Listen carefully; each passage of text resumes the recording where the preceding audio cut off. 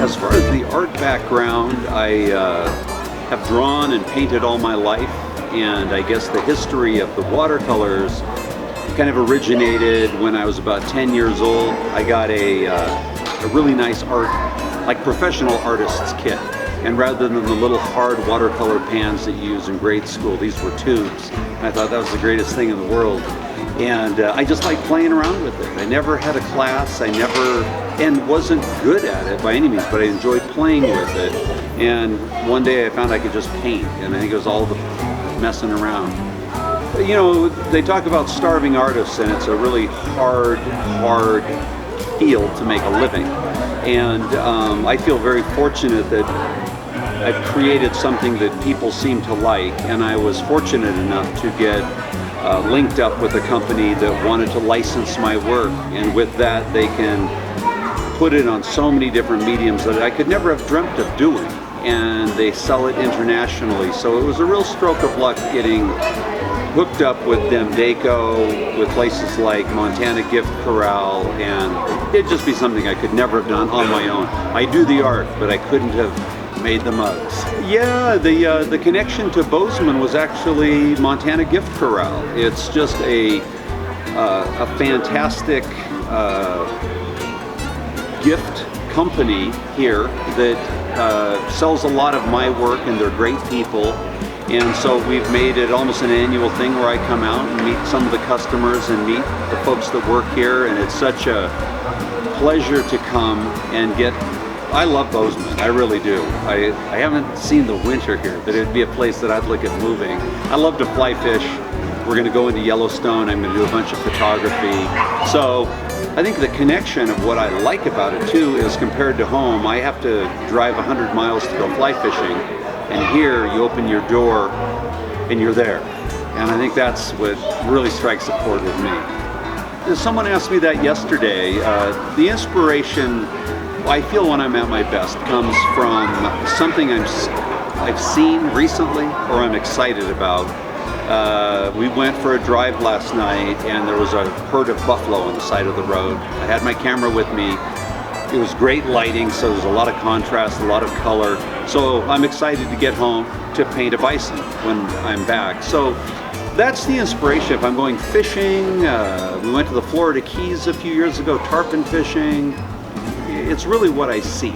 And if I have a project that's presented to me where someone needs something done, those are always more of a challenge, and they come a lot harder having to do something as opposed to the inspiration where it's organic. I love fly fishing and I love fishing. And so I love a turn of the century watercolor artist, Winslow Homer, who painted fishing, logging, the outdoors.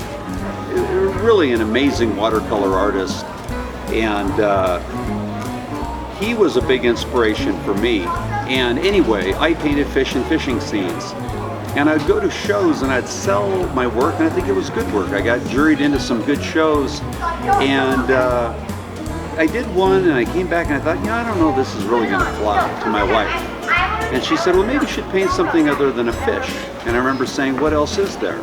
And there was a little bird in her garden. She said, paint a bird for me. So I did.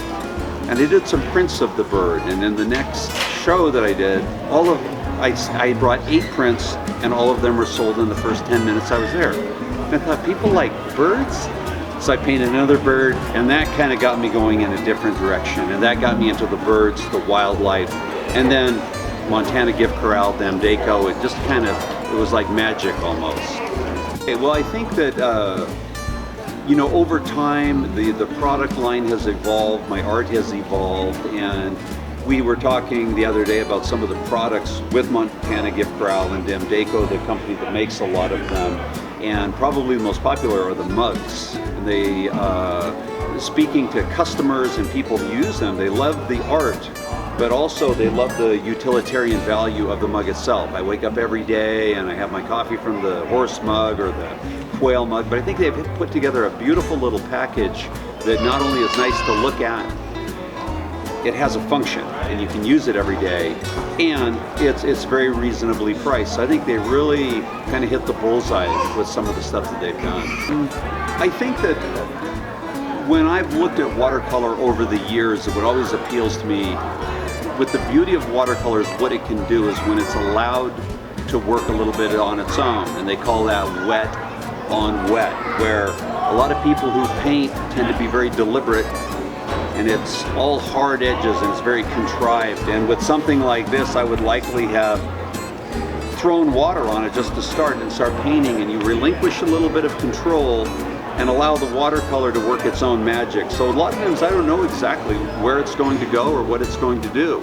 And I try to focus, obviously with something like this on the eye or the bill, there's a focal point, but the rest of it I like leaving left to the imagination. And I don't need to paint every feather or every hair on an animal. So I try to be a little bit abstract and leave something to the imagination of the viewer. I love that we are doing these conversations with our artists and our vendors and the meet the locals for us. Even though Dean is from Oregon, he's really local to us. I mean, I know nobody who loves fish more. I know nobody who loves wildlife or the outdoors more than Dean Crouser. So in that way, he's really local. Plus, he comes and visits us on a yearly basis right now, which is awesome. It's so much easier for us. Anybody can put up a store with some really awesome product. People do it every day. And I think for us, the difference is the stuff that really, really sells is the stuff with the best story behind it. Like, once you know Dean's story and you experience the humbleness and the genuineness, and for me, just how grateful he is to be as successful as he is. And he did not even, I don't even know if we told the story on the video, but he didn't even believe they were serious until they sent him a piece. I mean, he's just that genuinely almost surprised at his own success. It makes it, and he's in love with his work. So it makes it easier for me to go out and say, hey, let's promote Dean Crouser. Because there are so many out there. When we go through and we're trying to pick vendors or artists, and really all vendors, even if they're a company or a corporation, still boils down to the artist behind the work. And there's some that carry a multitude of artists. We like to give a lot of, we love Montana artists, we love Montana creators, and we like to give them a voice and a place. But most important to me is the people, like the quality and the story behind. Because you can get anybody, I mean, wildlife art is such a thing anymore, everybody does it. I always say if it's not going to be fun to work with you for 4 hours, I'm going to pick someone else. And I know that sounds really selfish and self-centered, but time is of the essence and we should be having fun. And I think the fun comes through in the art. I think you can literally feel that when you look at people's work. And we really do value humility. I don't know, there's just something about humility with me that is so much funner to work with. We are constantly having to tell people how good they are, how much people want to see them, how much people want to meet them. If you ever go to one of Dean Crouser's signing events like we're doing today, you should watch his face when people come up and hand him a piece like, would you sign this? And he gets this genuine look like, thank you. Almost surprised that they're, instead of you are going to cherish this for the rest of your life and you're lucky to put it on your wall attitude, I don't know, artists are the best anyway. They're just fun to work with. And they're always a little quirky, and I like that. I just care that there's a fun story behind it and the humility that goes with it.